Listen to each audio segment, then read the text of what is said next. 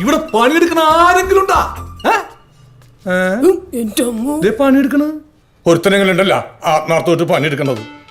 അഭിനന്ദിച്ചേക്കാം.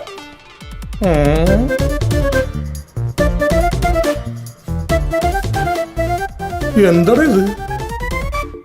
ശങ്കരാചാര്യരുടെ കാൽപ്പാടുകളോ? അല്ല, ഇത് ക്രിസ്ത്യാനിയുടെ വീടല്ലേ? ഞാൻ തോമസ് കാൽപാദമാണ് ഉദ്ദേശിച്ചത്. ഈ വീടിന്റെ മുതലാളിയുടെ കാൽപാദം എന്റെ നെഞ്ചി പതിപ്പിക്കാനാണ് നിന്റെ ഉദ്ദേശം? വലിയ ഉപകാരം.